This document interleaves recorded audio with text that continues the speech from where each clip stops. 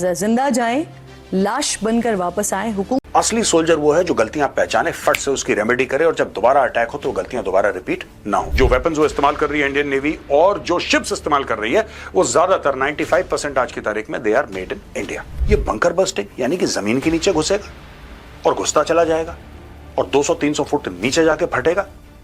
ये अग्नि 5 करेगा। हाँ जी, अग्नि 5 करेगा। तो भारत ने ऐसी चीज कर दी है और उस जंगी जुनून की वजह से अवाम का दबाव इतना ज़्यादा अब वहाँ की हुकूमत पे और वहाँ की सियासी जमातों की तरफ से और वहाँ के मीडिया की तरफ से और वहाँ की अपोजिशन की तरफ से कि मोदी मुसलसल पाकिस्तान को प्रोवोक कर रहा है।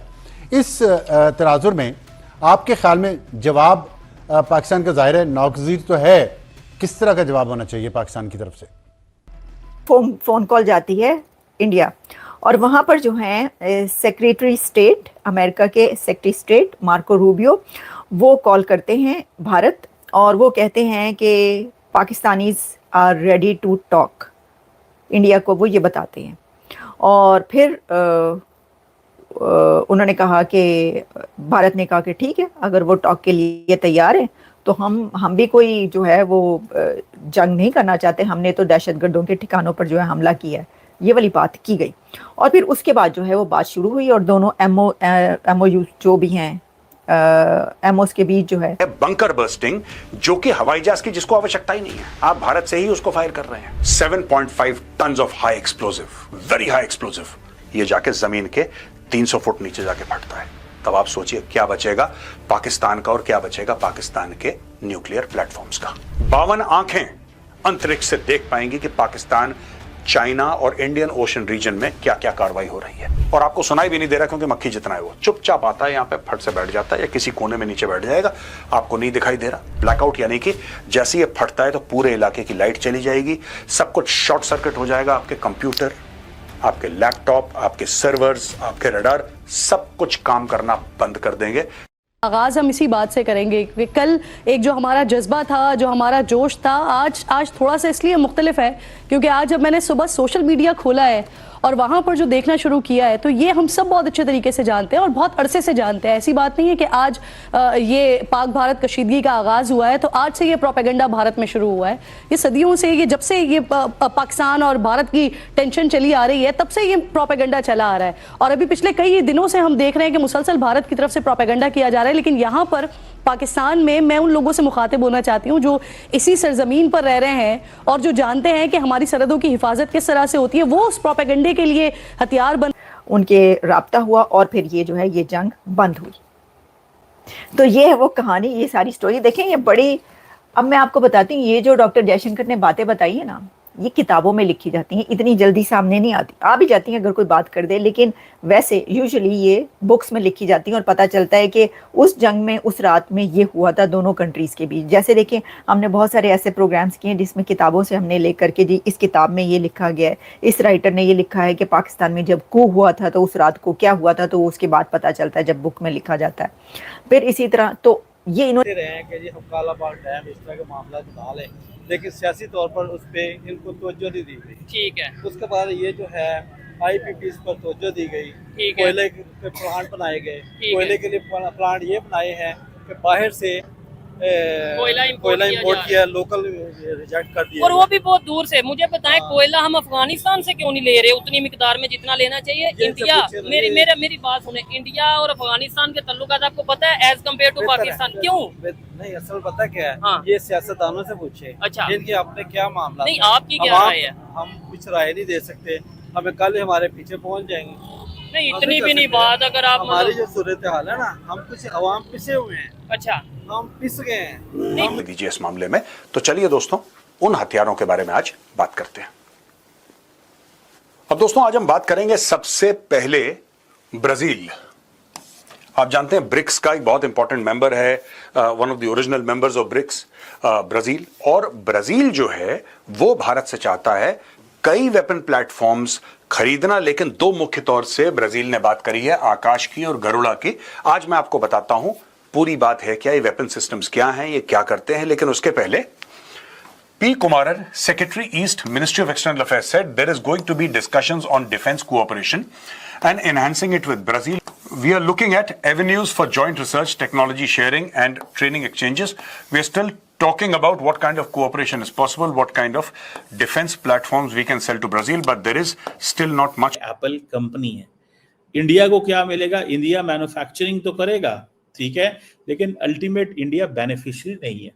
सो अभी भी जो ग्लोबल साउथ है, इट इज गेटिंग लेबर और रॉ मटेरियल, ये दो चीजें हैं जो नॉर्थ को देता है। So Narendra Modi basically global south के चैंपियन बनना चाहते हैं। वो चाहते हैं कि मैं ग्लोबल साउथ का लीडर बनूं और मैं जो है वो जाऊं। अब ये जाएंगे और आपको पता है छोटे छोटे प्रोजेक्ट्स, ये basically high community development projects जो हैं वो शुरू करेंगे वहाँ पे, ठीक है जी। और ये जो प्रोजेक्ट्स हैं, ये जाहिर बात है उनके लिए इम्पॉर्टेंट है प्रोजेक्ट्स, बिकॉज वो समझते हैं कि हमें इससे हमारी एक्सेस बढ़ेगी, ठीक है।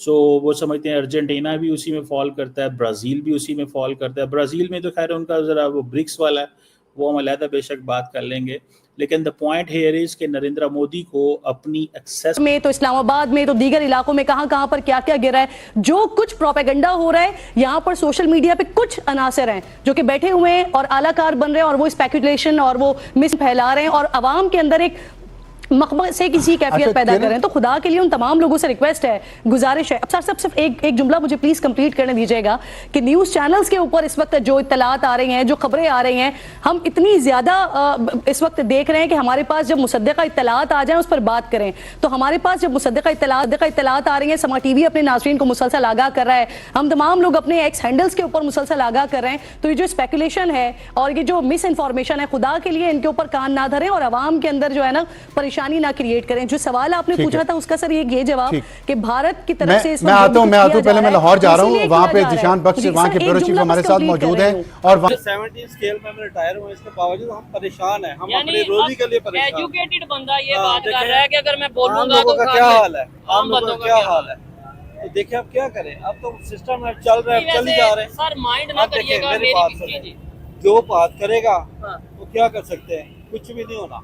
मामला जो सोच गलत है, पता क्या है, बात पता क्या है, जो हम कर सकते हैं ना हम कर सकते हैं, लेकिन ऊपर लेवल पे हम नहीं हो सकता। सर मेरी बात सुने, हमें जो मिनिस्ट्री लेवल पे या सियासतदान है उनको गुर्बत का क्या पता, उनको आटे दाल चीजें तो वो बताना किसने है, वो बताना तो फिर अगर हम ये सोचेंगे कि यार मेरे बात करने से कोई फायदा नहीं, आपके बात करने से कोई फायदा नहीं, तो ऐसे तो वो गवर्नमेंट अच्छा कोई बता रहे हैं, हर बंदा कह रहा है पहुंच रही, उनके पास बातें नहीं पहुंच रही, ठीक है, हर चीज पहुंच रही है, उनको महंगाई का हालात पता है, टैक्स के हालात पता है। एयर डिफेंस सिस्टम को आपके पास क्या इतलात है, सिविलियन आबादी पे जो गिरे हैं उससे क्या नुकसान हुआ है और वहां पे क्या माहौल है इस वक्त?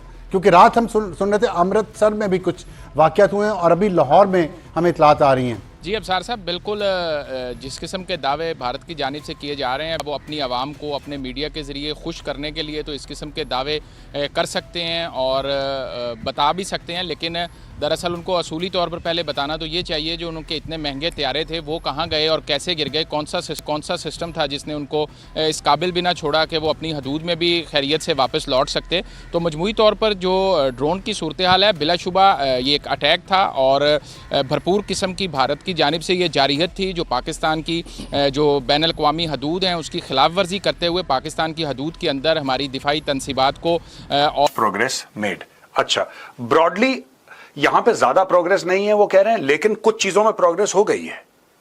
जो पूरी चीज चाह रहे थे कि टेक्नोलॉजी ट्रांसफर है, जॉइंट रिसर्च है, उसमें ज्यादा प्रोग्रेस नहीं हुई, लेकिन ये कह रहे हैं कि interested in secure communication systems on the battlefield. They are also interested in offshore patrol vessels, OPVs. Brazil has Scorpion submarines. They are interested in partnering with us in maintaining those submarines. They also seem to be interested in Akash air defense system and in coastal surveillance systems, Garuda artillery, guns and so on. So, coast guard है या navy है, coastal surveillance systems की वो लोग बात कर रहे हैं, वो बात कर रहे हैं ऑफशोर पेट्रोल वेसल्स की, खासतौर से कोस्ट गार्ड के पास ये ऑफशोर पेट्रोल वेसल्स होती हैं, वो भारत से खरीदना चाह रहे हैं। हम लोग खुद इंडिजिनसली बनाते हैं दोस्तों। कोस्ट गार्ड जो भी वेपन्स इस्तेमाल कर रहा है या जो भी अपने शिप्स और वेसल्स इस्तेमाल कर रहा है, those are made in India, very largely for the Indian navy also. This वो इंडिया नहीं रहा जो हाथ फैलाता था, अब वो इंडिया है जो एक लॉन्ग टर्म सोच रखता है और दुनिया के ममालिक को बहुत कुछ दे सकता है। चीमा साहब, अभी आपने ब्राज़ील का भी जिक्र किया। ब्राज़ील जिसे पहले जो है वो न्यूट्रल समझा जाता था, क्या अब जो है वो इंडिया के स्ट्रैटेजिक कैंप में वो चला गया है या क्या? क्योंकि इंडिया और ब्राज़ील के दरमियान हम देख रहे हैं डिफेंस टाइज पर भी बात हो रही है, तो क्या ये लैटिन अमेरिका में भारत की डिफेंस डिप्लोमेसी का पहला कदम है? देखें, ये आपको थोड़ा सा समझना होगा कि इनकी जो डिफेंस के हवाले से आप बातें कर रही हैं ना, it's too early to say this, it's too early to talk on this कि ये डिफेंस के हवाले से कुछ होगा। हाँ, इक्विपमेंट की बातें चल रही हैं, कुछ ऐसी चीज़ों की बातें हो रही हैं ज़रूर कि इंडिया अर्जेंटीना डिफेंस, जो वेपन्स वो इस्तेमाल कर रही है इंडियन नेवी और जो शिप्स इस्तेमाल कर रही है वो ज्यादातर 95% आज की तारीख में they are made in India. ये 2 वेपन प्लेटफॉर्म के बारे में ब्राजील ने बोला है कि वी आर वेरी इंटरेस्टेड। बाकी सब में प्रोग्रेस है, स्लो है, क्योंकि वो बहुत बड़ा मामला है। 2-3 चीजें हैं जिसमें वो कह रहा है भैया इमीडिएट है, हमें चाहिए, आप बताओ कब बात करनी है इस पे बैठ के। तो ये है आकाश। आकाश के बारे में दोस्तों आपने ऑपरेशन सिंदूर में बहुत सुना होगा। दोस्तों ये मल्टीपल एरियल टारगेट्स को एक साथ एंगेज करता है, deployed by both the army and air force. ये क्या करता है? Up to 25 kilometres. ये क्या करता है दोस्तों आकाश मिसाइल सिस्टम की? अगर कोई इनकमिंग एरियल थ्रेट है, वो बैलिस्टिक मिसाइल हो सकती है, ड्रोन हो सकती है, एयरक्राफ्ट हो सकता है, हेलीकॉप्टर हो सकता है, क्रूज मिसाइल हो सकती है, कुछ भी हो सकता है, जब वो एक डिस्टेंस पे आता है आकाश सिस्टम डिफेंस में वो इंटरेस्टेड हैं। लेकिन आपको पता है अर्जेंटीना को पाकिस्तान जो है वो JF-17 थंडर बेचना चाहता था, लेकिन I think the British stop them, don't by this, या कुछ ऐसा हुआ था।